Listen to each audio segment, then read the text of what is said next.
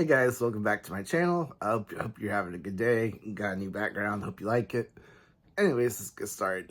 Today's video, why American women don't want you to be happy after you moved on. So if that sounds interesting, stay tuned.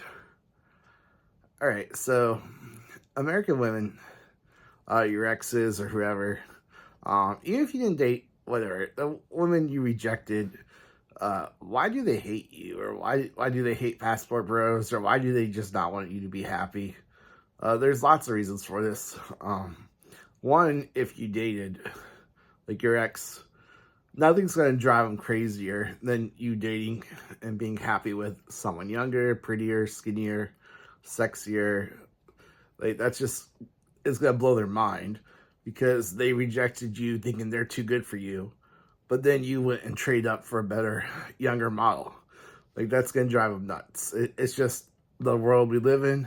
Not saying it's right or wrong, but it's reality. They really don't like that.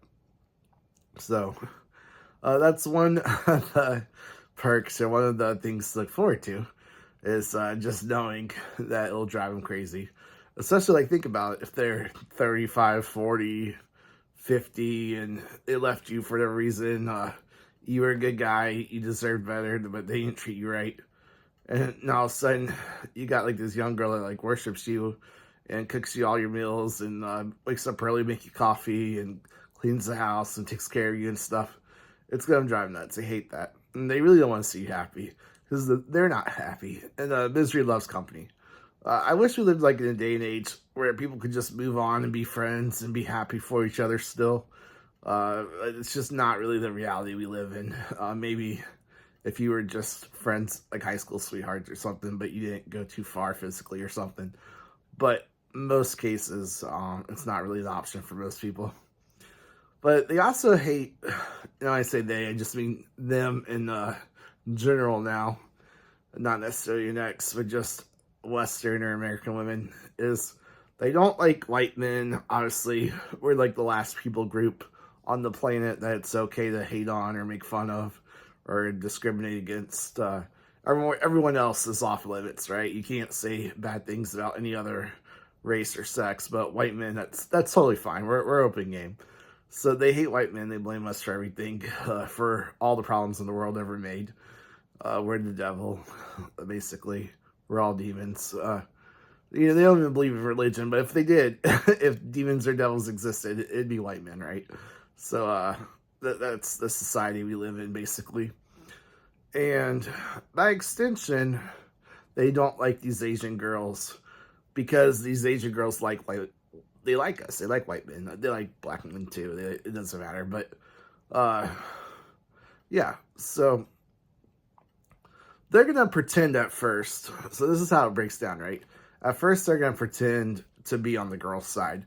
Like, oh, these white men are all predators and blah blah blah. They're just taking advantage of these poor girls, and they can't do any better because they're poor and blah blah blah. But like, they date or marry like one of us, who financially responsible guys from a different country. It's like them hitting the jackpot. So it can completely change their life. So who's taking advantage of who? But also on the flip side, it's like, oh, so they're going to start off by saying, oh, the men are taking advantage of the girls. But then they're going to flip around later and say, then they're going to start insulting the girls. And we saw this with like all the TikToks. Remember when Passport Bros first became a thing? And they attacked the men at first. But when that didn't work and the girls are like, hey, we like the men and the men are great, and the men just want better options, and like they saw the 300-pound hippos with the shaved heads and the blue hair, purple hair, pink hair, green armpit hair, and like, oh, no wonder men go overseas for better options. Like then they started attacking the girls too, like, oh, you're uneducated and you don't speak English well, and blah blah blah, you're poor and poverty. And so like don't fall for it. Don't pretend that it's just we're looking out for the women. They don't care about the women. Some of them do, maybe, but in general, that's just a trick, like a political play. Like they pretend to care, But when that doesn't work, then they attack the women too. That's when their true colors come out. And we've seen this for a while. I don't support like a lot of movements these days because a lot of them are against my beliefs anyways. But like I do support like Stop Asian hate and stuff like that because there's a lot of Asian hate and it's kind of ridiculous for no reason really. But one of the reasons is because a lot of these Asians like white men and they really don't like that. And also because they don't fit into the typical like minority pattern or that they would like them to fit in America. So like Asians are very hard workers, they're very traditional. Like you give an Asian a business in America and they'll work really hard and be successful, and their kids focus really hard on school and studying, and they don't play the victim like some other minorities do sometimes. And the left doesn't like that. So that's why the left actually kicked Asians out of the minority class status a couple years ago. I was like, I didn't even know you could get kicked out. Like, I guess you can if you're not the right type of minority. Like, oh, we don't like them, so yeah, that's probably why they let people from one border come in all the time. But if you come in from like it's really hard to get in. Probably considered the wrong political party or politics involved. But anyways, let's not go down that rabbit hole too much. But yeah, they don't like them for those reasons, and they're spending a lot of time on social media trying to change them, westernize them, and a lot of them are, but a lot of them aren't. They're still very traditional and Christian and Catholic or whatever, and they want to be a stay-at-home wife, they want to be a stay-at-home mom, and they hate that. And it's not just Asian. They attack the Western women too, the Western traditional women, the either conservative or Southern or Western or Midwest. All those, the ones that want to be the traditional stay-at-home, if you want to be like a trad wife, as they're calling it on TikTok these days, like they attack them too.